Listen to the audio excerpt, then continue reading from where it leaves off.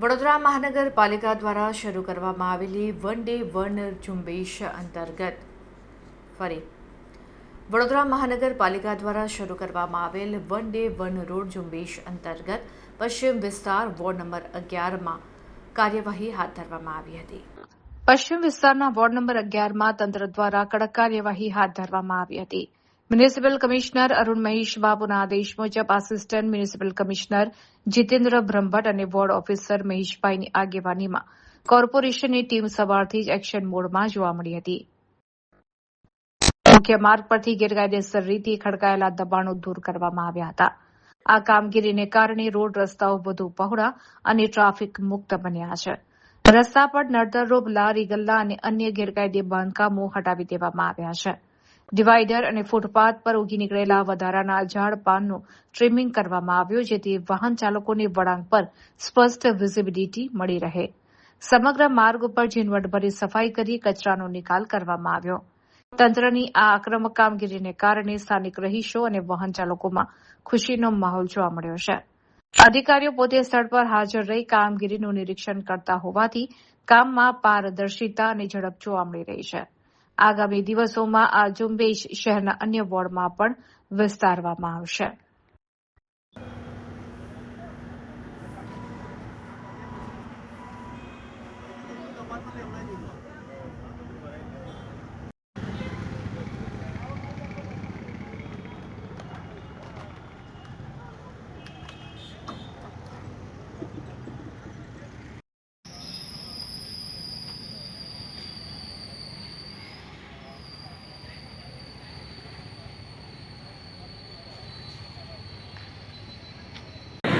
આજરોજ જે કામગીરી હાથ ધરવામાં આવી છે, માનનીય મ્યુનિસિપલ કમિશનર સાહેબ, assistant municipal commissioner, deputy municipal commissioner સાહેબની સૂચન મુજબ વન ડે વન રોડનું કાર્યક્રમ વોર્ડ નંબર 11માં હાથ ધરવામાં આવેલો છે અને જે જૈન મંદિરથી ઝાંસીની રાણી સુધીનો પ્રોગ્રામ રાખવામાં આવેલો છે, જેમાં તમામ ટીમો વડોદરા મ્યુનિસિપલ કોર્પોરેશનની, સેનિટેશનની ટીમ, આરોગ્યની ટીમ, એન્જિનિયરિંગ શાખાની ટીમ અને દબાણની ટીમો સાથે રાખી અને સંયુક્ત રીતે એક જોરદાર કામગીરી કરવામાં આવે છે અને લોકોનો પ્રતિભાવ પણ સારો મળી રહ્યો છે। માનનીય મ્યુનિસિપલ કમિશનર સાહેબની સૂચના મુજબ દરેક વોર્ડમાં વન ડે વન રોડની કામગીરી ચાલુ છે। તે હસ્તક આજે વોર્ડ નંબર 11 પશ્ચિમ ઝોન દ્વારા જૈન મંદિર સુભાનપુરાથી ઝાંસીની રાણી સર્કલ સુધી વન ડે વન રોડનો કાર્યક્રમ લેવામાં આવેલ છે। તેમાં ward officer Shri, senior sanitary inspector Shri, તેમના તાબા હેઠળનો સ્ટાફ, ગાર્ડન વિભાગ, દબાણ શાખા, એન્જિનિયરિંગ વિભાગ, ફાઇલ એરિયા, તમામ વિભાગો આજે સાથે રહીને સુંદર કામગીરી કરી રહ્યા છે। સવારથી હું સતત મોનિટરિંગ કરી રહ્યો છું। ખૂણા ખાંચરા બધેથી ધૂળ, માટી, જંગલ કટિંગ દૂર કરવાની કામગીરી ચાલુ છે। ફાઇલ એરિયા શાખા દ્વારા પણ ગટરોમાં એમએલઓ ટ્રીટમેન્ટને વગેરે કામગીરી ચાલુ છે। એન્જિનિયરિંગ વિભાગ દ્વારા જંગલ કટિંગની કામગીરી ચાલુ છે। ગાર્ડન વિભાગ દ્વારા ડિવાઈડરને બ્યુટિફિકેશન કરવાની પ્લસ ઝાડી ઝાખરા ઉગીને કરવાના છે તે દૂર કરવાની કામગીરી ચાલુ છે।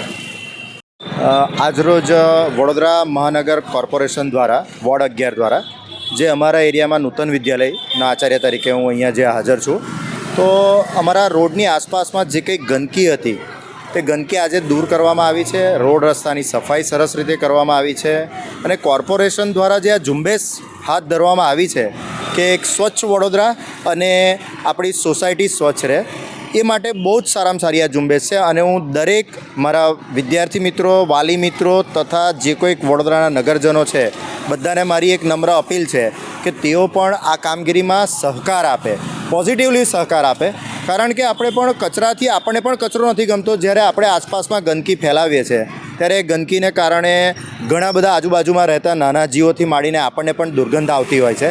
તો એનાથી બચવા માટે આપણે થોડો ઘણો શ્રમ આપણને પડશે કે જ્યારે પણ ગાડી આવે છે ત્યારે કચરો આપણે નિયમિતસર આપણે નાખીએ અને એ કચરાને કારણે આપણને પણ એક સ્વચ્છ જગ્યા જોવા મળશે અને જે આપણે ઈચ્છીએ છીએ કે જે માનનીય વડાપ્રધાન શ્રી દ્વારા એક અપીલ કરવામાં આવી છે કે આપણે હવે સ્વચ્છ બને ભારત, સ્વચ્છ ભારતની જે પહેલ જે ઝુંબેશ ઉઠાવવામાં આવી છે તેના આપણે નાના સરખા પણ ભાગીદાર બની અને કોર્પોરેશનને પણ આપણે બધા સહકાર આપીશું એવી બધાને નમ્ર અપીલ છે મારી।